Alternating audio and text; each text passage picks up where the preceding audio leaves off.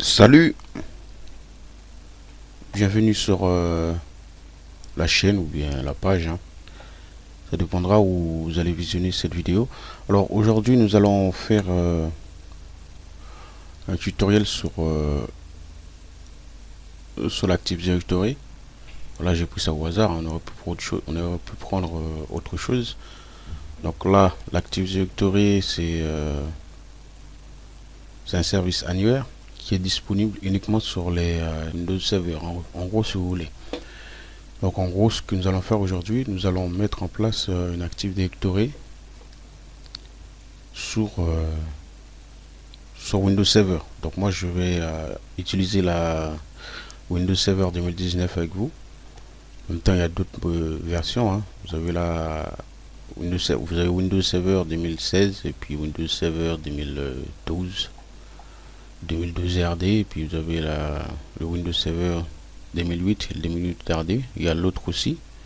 Ça, c'est sauf que c'est plus ancien. Voilà. Donc du coup, on va pas trop s'intéresser aux autres. Moi, j'ai commencé sur 2008. Donc on va s'arrêter là. Donc uniquement, tout simplement, on fera tout ça en virtuel. C'est-à-dire que nous allons utiliser un hyperviseur, chose que je vais vous introduire aussi sur la chaîne. C'est-à-dire que, enfin, je pense que je l'ai déjà fait d'ailleurs. Ici, si vous voulez savoir à peu près ce que ça veut dire un hyperviseur, il suffit de regarder sur la chaîne, vous allez trouver une vidéo qui en parle. Donc nous, on va utiliser VMware Workstation qui va nous permettre de virtualiser nos machines. Donc qui veut dire que le serveur que nous allons préparer, là nous allons le préparer en virtuel. Donc ça c'est un hyperviseur du type 2. Le type 1, bon voilà un exemple, vSphere client, ça veut dire que ça prouve qu'il y a un UXXI qui est installé sur ce réseau, que lui c'est un hyperviseur du type 1. Donc nous tout simplement aujourd'hui on va rester sur ce qu'on a dit, puisqu'il y a tellement d'informations à filer là. On va s'écarter du sujet principal. Donc bon, ce qu'il va nous falloir en image ISO du Windows Server 2019, chose que je sais où est-ce que je l'ai placé là, on va le trouver. La différence entre un Windows client Windows Server, c'est que client c'est que ce que tout le monde utilise, quoi. C'est le standard, c'est-à-dire que ce que vous avez chez vous, hein, ça peut être Windows 7, Windows 10, Windows 8. Bon, il y avait XP, il y avait Vista, enfin, bien que Windows 7 lui il est périmé là actuellement, c'est-à-dire il est périmé. Il faudrait minimum avoir un Windows 8 sur votre ordinateur pour être sûr que vous êtes sûr en sécurité. Et encore. Ensuite, vous avez le Windows 8 et le Windows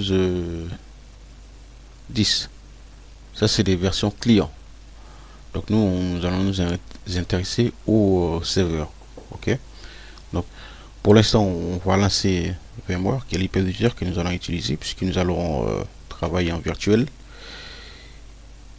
Et que si c'est en physique, enfin, il m'aurait fallu justement une autre machine que je puisse vous installer Windows Server dessus, puis voilà.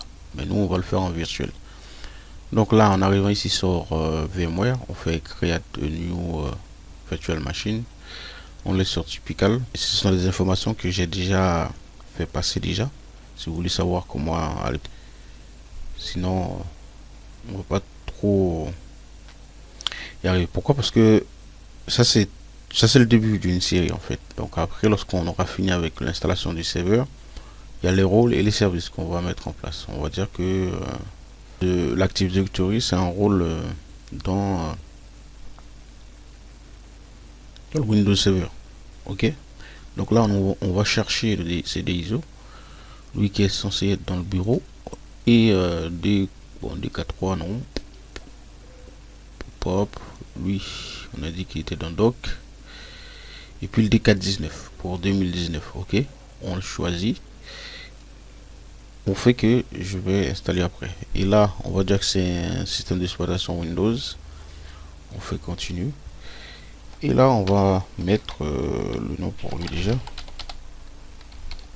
de commencer, on met Smartech, c'est le domaine qu'on va mettre en place, hein, vous allez voir.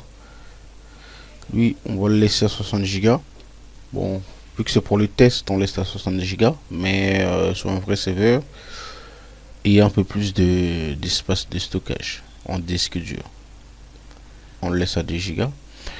Et pour la carte réseau, moi, je pense que je vais le mettre en bridge sur le réseau que je suis. Il faut savoir que bon, là il y en a plusieurs systèmes, parce que là il y a le NAT, c'est-à-dire qu'on va faire de la translation d'adresse, et il y a le host only, ça c'est pour émuler un réseau à part aussi, tel que voilà, custom traffic, c'est le VMnet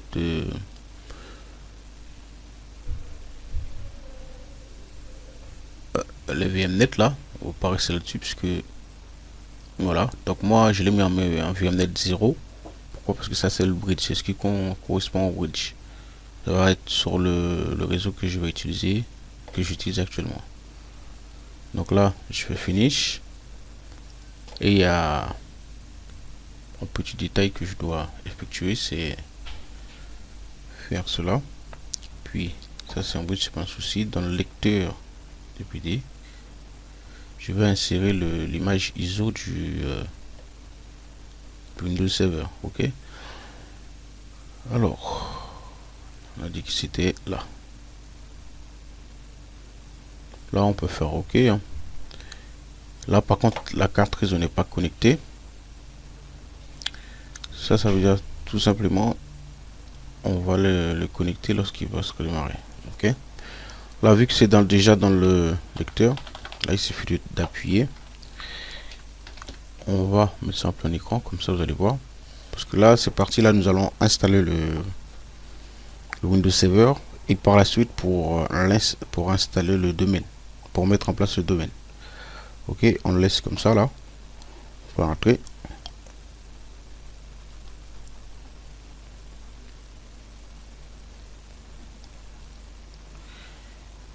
Et je vais couper la vidéo. Pourquoi? Parce que des fois ça prend un peu de temps. Mais là, ça va. Ok, là on attend. Lorsque vous verrez, de toute façon, je vais devoir couper la vidéo parce qu'il y a des étapes qui vont prendre un peu plus de temps. Sinon, le tutoriel il va durer un peu plus longtemps que prévu. Donc là, on va laisser dans le secteur français. C'est comme une installation basique, hein, le Windows Server, hein, mais sauf que c'est pas un client qu'on installe, c'est un serveur. Donc, on fait suivant, on fait installer maintenant. On va pas rentrer dans le délire, enfin, on va pas rentrer dans les détails, réparer l'ordinateur. Ça, c'est s'il y a un souci sur le serveur, et là, on pourra corriger le souci via cette option là. Donc là, lorsqu'on lance ça nous amène ici. Ça nous amène ici, là, Windows Server standard, Windows Server 2019 standard évaluation. Donc du coup, là, comme option, lorsque là, c'est cliqué là-dessus, on voit que c'est sélectionné en bleu. Et ça nous dit que cette option ignore la majeure partie de l'environnement graphique. Donc nous, on aurait pu l'installer en ligne des commandes complètement. Puisque nous, on va essayer de introduire ça au max, donc on va laisser, on va choisir une autre option pour au moins avoir l'environnement graphique. Donc ce qui fait que cette option installe l'environnement graphique complet. Ok, donc on va peut-être prendre celui-là, mais en même temps vous avez la version data center. Ok, là c'est le Windows standard, Windows Server standard. Nous on peut installer le data center, sauf que on va l'installer en environnement graphique aussi. Ok, tout ça ce sont des options qui ça dépend de vos besoins. Ok, je fais accept, je fais suivant. Ça nous installons un Windows Server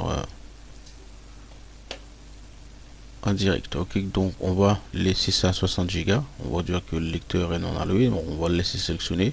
Là si on aurait pu, par exemple, on aurait pu partitionner le disque là, mettre en plusieurs parties. 60 Go, si on veut le mettre en deux parties, il aurait fallu là faire déjà 30 Go d'une partie et 30 Go dans l'autre. Donc du coup on va le laisser comme ça. On va pas partitionner. On va faire suivant. Là ça, enfin lorsque vous voyez ça, ça veut dire que ça charge. On attend. Et là l'installation est lancée. Donc du coup, il faudra juste patienter que tous les choses finissent au bout, parce qu'en général, ça prend peu de temps. Vous avez vu que ça arrive à 100%. Et puis les fonctionnalités vont s'installer automatiquement, les mises à jour. Donc du coup, je vais mettre une pause. Puis lorsque ça a fini, cette barre là finie, je vais vous reprendre.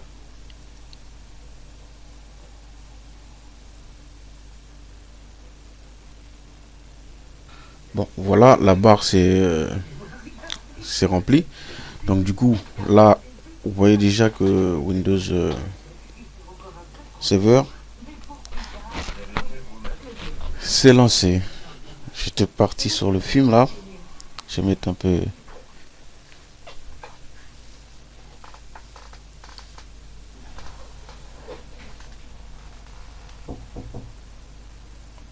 Aïe aïe aïe aïe. Donc là, ça se prépare. Bon, je vais voir ce qui se passe. Je reprends, hein, parce que là, moi, nous arrivons là. Là, sur le serveur, on va devoir mettre un mot de passe pour l'administrateur du serveur. Ok. Là, on met ce mot de passe là. Attention, rappelez-vous, hein, parce que sinon, ben, ça va se compliquer. Donc, un mot de passe, ça se monte pas. Et là, vous avez le système qui est installé. Bon, là, je vais vous mettre l'écran correctement. Là, par contre, il faut taper le mot de passe qu'on a mis, qu'on vient de mettre là.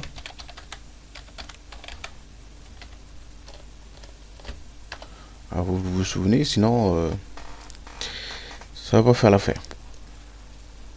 Donc, du coup, là, bon, il n'y a pas les tools installés, il n'y a rien. Donc, on va, ok, la carte réseau, c'est bon. Là, il a détecté que ça fasse correctement. Bon, avant de faire ça, on va installer le VM Tools, de manière que l'écran s'agrandisse. Fait installer VM Tools et hop, on fait installer.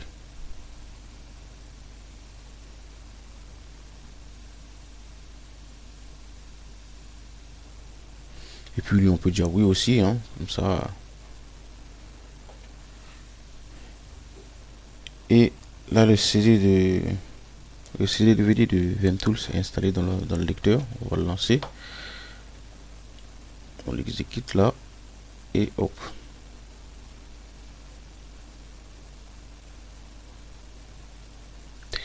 Bon, nous allons installer l'Active Directory. Maintenant, il faut créer les utilisateurs. Hein. Hein? On peut créer des OU aussi. Hein. Les OU. OU qui signifie Organizational Unit en anglais, mais c'est une unité de organisation en français. C'est-à-dire que bon, on peut y avoir plusieurs services dans le réseau où vous vous trouvez. Et puis bon, vous allez créer des OU pour chaque service. Et puis donner les droits, qui peut voir ci, qui peut voir ça. Enfin, on peut faire pas mal de choses. Hein. Pour l'instant, on va juste installer. Bon, là, si vous faites oui, donc là, il va vous le redémarrer. Bon, moi, je vais faire non. Pourquoi? Parce que je sais que j'aurais. De toute façon, vous avez vu que l'écran s'est déjà agrandi. Donc, on fait non. Et hop. En arrivant ici, là, nous pouvons mettre le domaine en place. Ok. Là, avant tout, chose qu'il faut savoir que là, on est sur le tableau de bord. Et donc là, au fur et à mesure, je vais vous expliquer les onglets là. Parce que là, sinon, on va pas arriver à installer l'Active Directory si je tarde là-dessus, sur ça. Donc là, on est dans le tableau de bord. On va voir dans serveur local. Serveur local, on a vu que le pare-feu, il est actif. Bon, on va juste faire une chose. On va activer les règles du pare-feu. Parce que c'est un serveur quand même. Et on peut y aller de plusieurs façons. Les paramètres avancés. Bon, ça éclate dehors, mais je m'excuse encore une fois.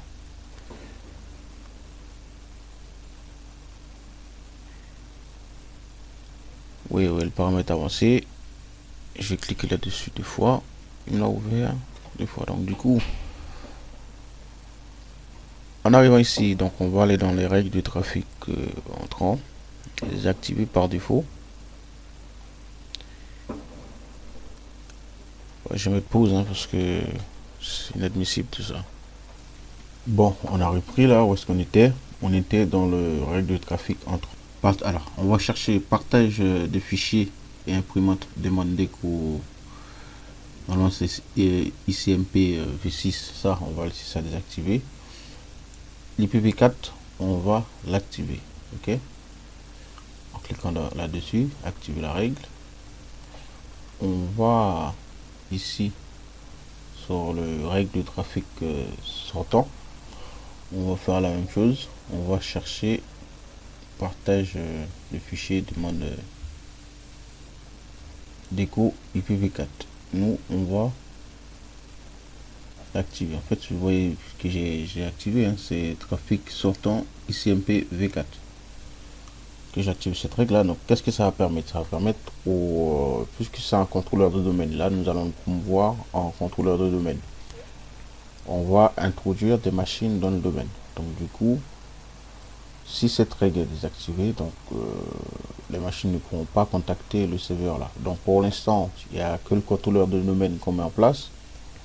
On mettra d'autres machines testées, on mettra d'autres machines dans le domaine. Vous verrez comment faire aussi si vous suivez la série, parce que là, c'est toute une série, parce qu'il y en a pas mal de choses à faire avec un Windows Server. Donc ça c'est ok. À partir du moment que c'est ok, aussi chose à savoir qu'il faut toujours fixer une adresse IP sur un serveur. Et là, ça c'est la carte réseau. Cette partie là, Ethernet 0. On va là, vous voyez qu'il est en DHCP par défaut. Donc nous on va fixer une adresse là-dessus. Vous cliquez là-dessus, vous double-cliquez sur le A4 réseau, vous y allez dans propriétés. Et si, bon, allez, qu'est-ce qu'on aurait pu faire? On aurait pu voir son adresse IP. Ok, on voit que par défaut, un DHCP lui a donné cette adresse là, la .30. Ok, nous on n'en veut pas. Pour ça, on va fixer ça en faisant ce que je viens de faire là. On va décocher le protocole Ethernet version 6. On laisse le protocole Ethernet version 4 activé, tel que celle-là. On vient ici, on fait double clic là-dessus, il nous envoie sur la carte. Donc du coup, on va lui mettre une adresse IP du réseau. On va lui dire que c'est 192.168. Nous, on va lui dire c'est 192.168.0. Allez, qu'est-ce qu'on peut nous mettre? On va le mettre la descente. Nous, on va lui dire 192.168.0. Ok. Et le masque, ça va être ça. Passerelle par défaut, on va lui dire que ça va être ça. Ça, et puis c'était ça, si je me rappelle bien. Ok. Là, on est d'accord. Le serveur DNS, on va lui dire que ça va être lui-même. 8.0.200. Ok, auxiliaire. On aurait pu faire ça, mais bon, on va laisser ça comme ça. Ok. On va laisser ça comme ça. Puis ça, c'est d'autres options si vous souhaitez voir. Allez-y, mais sauf que là, pour ce qu'on va faire là, ces paramètres là nous suffit. Là, c'est l'adresse du routeur, la passerelle. Le serveur DNS, ça va être lui. C'est lui qui va. Le serveur DNS. Alors, il y a un souci quelque part. Oups, le souci il est là. C'est ce qui est intéressant parce que là, il a détecté que le routeur n'était pas dans le même segment du réseau. C'est pour ça qu'il avait affiché ça. Maintenant, si on fait OK, il va faire son boulot. Là, normalement, lorsque vous allez là, si vous actualisez, là, sur ce rond là, ça vous permet de, ces deux flèches là, ça vous permet d'actualiser. Vous voyez que l'adresse IP apparaît, ce que nous venons de fixer là. Ok. Et puis ça c'est ok. Maintenant nous allons commencer à attaquer le domaine. Pour cela, on va dans autre. Vous pouvez y aller plusieurs façons, hein. Ok, là vous avez vu que j'ai uniquement cliqué sur le nom de l'ordinateur. Là par défaut il est dans groupe. Ça c'est le domaine par défaut. Nous on va créer un domaine qui va être contrôleur du domaine. Et on clique là, on fait modifier. On peut lui dire qu'il va s'appeler DC1 pour contrôleur de domaine 1. Et là on fait autre, on va lui donner le suffixe DNS.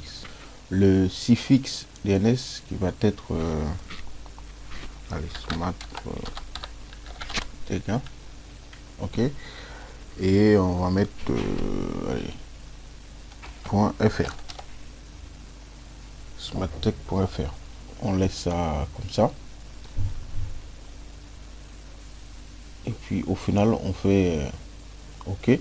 Pour l'instant on va le laisser en regroupe, parce que s'il y avait déjà un contrôleur de domaine dans le réseau, on aurait pu cliquer là pour le mettre dans le domaine qui est déjà là. Donc on va laisser ça comme ça par défaut et on fait ok. On fait ok, il nous dit que ça va être redémarré. On fait ok, et là on fait fermer pour redémarrer, parce que là le serveur il va redémarrer. Pour mettre en compte les paramètres que nous venons de paramétrer là.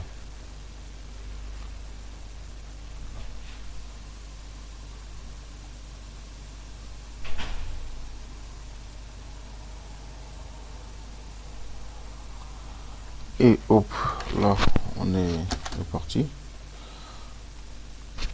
On va rentrer le mot de passe de l'administrateur, ce que nous avions mis. C'était, pour moi c'était ça. Et non, c'était pas ça.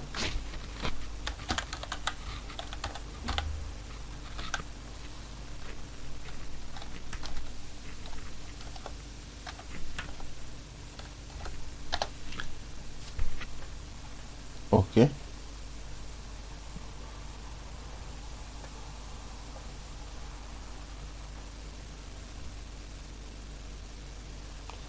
Et puis là, lorsqu'on arrive là, bon, on est toujours là. Vous allez voir que ça c'est le nom, et puis bon là c'est l'adresse IP, pas. Chose que nous pourrions faire aussi, c'est désactiver cette chose là. Par exemple, si jamais on aura besoin d'aller sur internet, ça va nous bloquer. Et le configuration de sécurité renforcée d'Internet Explorer, il est actif.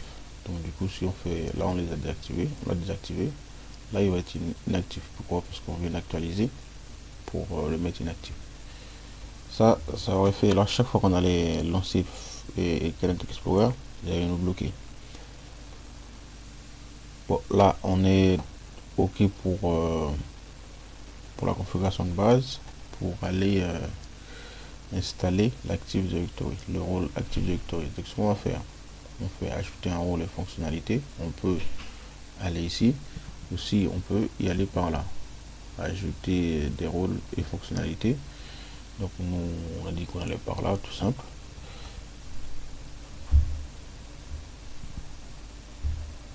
Et normalement c'est pas comme ça que ça doit se passer. On a dit qu'on allait ajouter des fonctionnalités. On arrive ici. Lorsqu'on arrive ici, on laisse ça comme ça, on ne coche rien du tout. Installer installation basée sur un rôle et une fonctionnalité. On fait suivant. Et on laisse le serveur coché, parce que ça c'est le nom et le nom de domaine qui va avoir smarttech.fr. Ok, avec son adresse IP. On laisse ça sélectionner et on fait suivant. Et en premier lieu, on peut installer le service ADDS, lui qui est le service Active Directory, en le cochant comme cela. Mais ce qu'on va faire, on va installer le rôle DNS. On coche le DNS aussi. Au milieu, on va les installer en une fois, ces deux rôles-là. Ces deux rôles-là, ça va ensemble. Le DNS, ça va être, normalement, c'est Domain Name Services qui va traduire le nom des adresses IP en nom de domaine, les domaines en adresse IP. En gros, on fait suivant. Là, on coche rien du tout, puisque ça, ce sont des fonctionnalités. Non, c'était un rôle. On fait suivant. Et vous voyez que le service de domaine Active Directory. Nous sommes partis pour ça. Et là, on peut cocher ça. Hein. De toute façon, il va le faire. On le coche. Pour démarrer automatiquement le serveur si nécessaire. Bon, ouais, on fait ça, ok. Et on fait installer. On attend que la barre là, on doit se remplir en bleu normalement. On attend.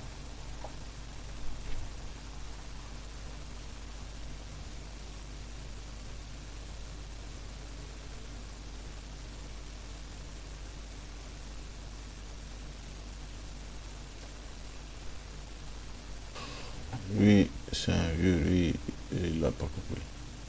Bon, pendant ce temps-là, ça a fini. Ce qu'on fait, on fait fermer. Et aussitôt qu'on a fini d'installer ces deux rôles-là, vous avez cette triangle-là qui apparaît en jaune.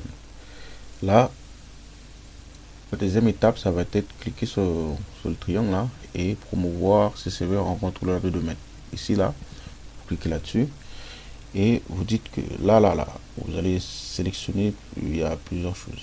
Là, ajouter un contrôleur de domaine à un domaine existant. Bon, là, on n'a pas de domaine qui existe déjà, donc on va pas cocher celui-là, ça c'est sûr. Ensuite, ajouter un nouveau domaine à une forêt existante. On va faire ajouter une nouvelle forêt. Ok. Là, il nous demande le nom de domaine racine. Nous, ce qu'on avait mis, c'était smarttech.fr. C'est ça, hein. .fr. Et on le laisse comme ça. Et aussitôt qu'on a mis ça, il fait l'autographe, sinon ça va pas suivre. Tout ça, ça reste comme ça, on va le laisser cocher. On va mettre en mot de passe pour l'administrateur du domaine cette fois-ci. Ok.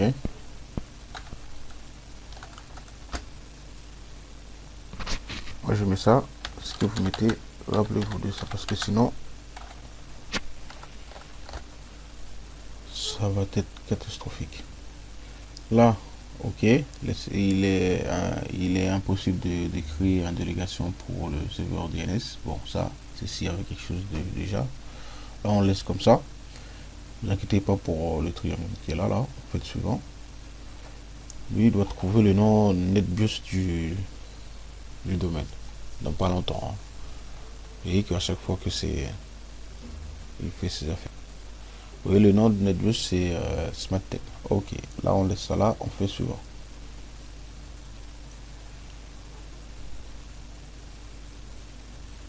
Et ça, vous laissez ça, hein, vous laissez par défaut. C'est pas la peine de vous casser la tête dessus. Bon, ça c'est autre chose. Par exemple, le dossier de la base de données. Bon, ça c'est autre sujet. Et le dossier 6 volts aussi, ça c'est autre chose. Donc on fait suivant.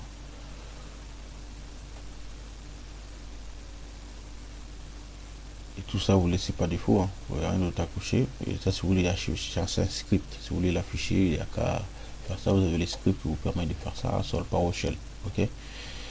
PowerShell, c'est voilà, c'est un autre outil d'administration, ouais, ligne des commandes. Si vous voulez installer cette service là, tac tac, vous prenez ça là, vous faites copier, vous lancez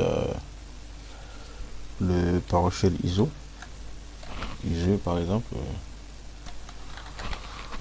On est sorti du sujet là, par exemple, ça c'est des choses que je vais introduire aussi. Ça vous permet de faire tout ce qu'on fait là avec les clics, tout ça là, avec uniquement ce script là. Donc on va fermer ça. On fait suivant, on laisse comme ça.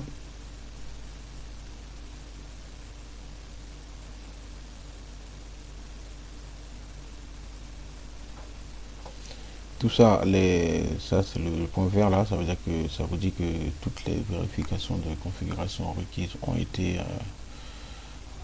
ont donné satisfaction. Cliquez sur installer pour commencer. Donc du coup moi c'est ce qu'il nous dit de faire. On va cliquer sur installer. Pourquoi? Parce que même si vous voyez que les triangles rouges et jaunes là, même si vous voyez les triangles jaunes là, vous inquiétez pas, c'est pas grave, vous pouvez être installé.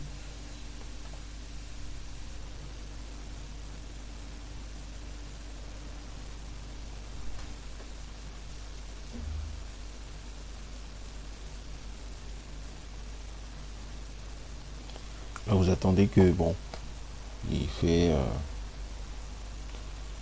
ce petit badrouille là, il cherche, il configure, et puis à la fin, qui nous dit, il va nous l'installer correctement. Et là, on aurait mis en place le service ADDS, Active Directory. Le problème, c'est que il va redémarrer à la fin.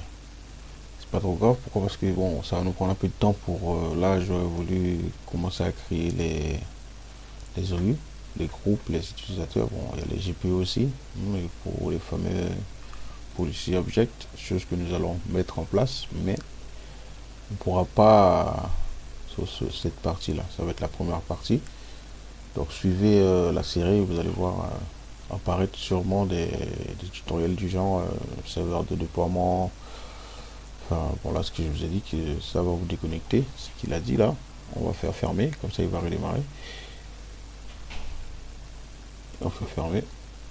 Bon, on a dit qu'on allait peut-être faire, enfin, serveur de déploiement, sur des HEP, pour pas mal de choses, hein, qui sera dans la série, quoi. Le WSUS qui va nous permettre de backuper nos machines, enfin tout cela, sauvegarder nos machines, la mise à jour, tout ça là. Ça c'est des services qui nous mettront en place sur le serveur 2019. Ok, je pense que c'est la dernière version en date. Bon, l'autre ils vont le faire, je sais pas quand, en sachant que ils ont sorti l'évolution de Windows 10, la mise à jour 2020 là. Il y a pas mal de choses qui vont changer là-dessus, d'après ce que j'ai vu. Bon, moi j'attends un tout petit peu que bon, tout soit correct avant de faire la mise à jour, parce qu'apparemment il y a certaines choses qui sont simplifiées là-dessus. Et voilà, mais là, c'est un test. Je pense que c'est un test parce que je crois qu'ils l'ont sorti quand est-ce que c'était pas le mois dernier, quelque chose comme ça, là, je me rappelle plus, mais ils l'ont pas sorti très longtemps.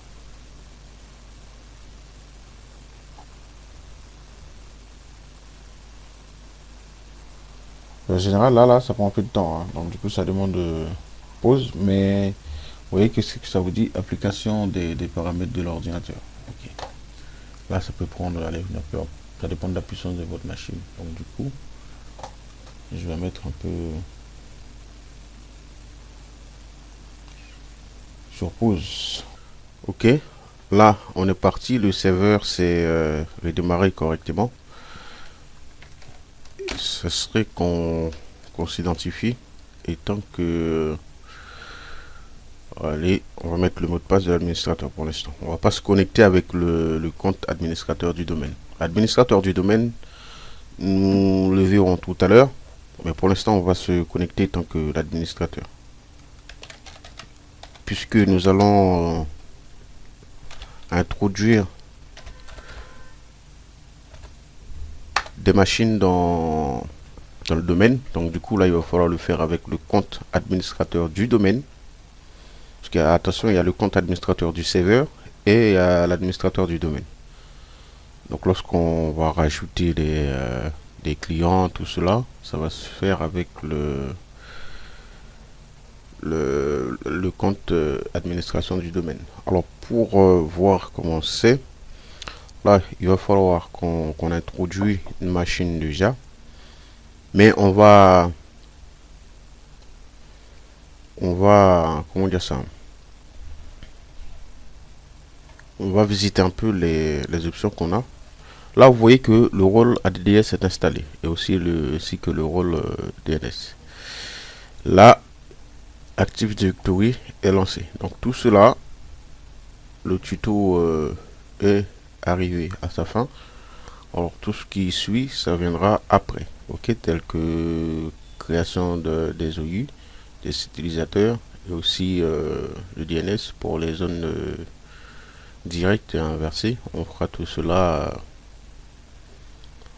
après, ok. Donc pour l'instant, pour voir comment ça se passe sur le domaine que nous venons d'installer, là il suffit de cliquer sur outils, puis vous allez, tout ça ce sont des options que nous allons expérimenter, nous allons analyser de temps en temps avec ce Smart Tech Base 2.0. Service Active Directory, ça c'est autre chose. Là on va dire que utilisateur et ordinateur Active Directory pour voir un peu. Vous arrivez ici, ça c'est le domaine smarttech.fr, et si vous cliquez sur ce domaine là, vous avez ces compartiments là. Bulletin et computer, ça c'est les ordinateurs. Pour l'instant vous verrez que il n'y a pas d'ordinateur. Et contrôleur de domaine, vous voyez que c'est le DC1, l'ordinateur type voilà. Donc là user, par défaut vous avez ces users là, ces utilisateurs qui sont créés. Nous allons en créer, hein, vous inquiétez pas. Cela c'est ceux qui sont créés par défaut. Donc pour l'instant la suite des tutoriels vont être basés sur ce domaine là. Donc du coup on va voir la chose phare, c'est le serveur de déploiement WDS, Windows Deployment Services. Nous mettrons en place tout ça aussi, le WSUS, qui va nous permettre de mettre à jour le serveur et faire des choses. Et puis nous allons backuper ce serveur aussi, et puis par la suite nous irons installer un autre contrôleur de domaine et le répliquer. C'est à dire que tout ce qu'on aura sur ce serveur là, les services vont être vus sur l'autre serveur que nous allons répliquer. Bon, ça c'est des tutoriels à venir. Et puis bon, là on va administrer un peu. Nous allons créer des OU et des groupes d'utilisateurs, et bien sûr que nous allons créer les utilisateurs, hein. Le but c'est de créer des utilisateurs et de les mettre dans des groupes, ou sinon dans des services, si vous voulez, par exemple compta ou tech ou autre chose. Donc tout ça, on fera tout ça par la suite des tutoriels. Là nous venons de mettre en place un domaine, quoi, ce qu'on avait dit au début du tutoriel. Smart Tech vous salue, et puis à bientôt pour un autre tutoriel.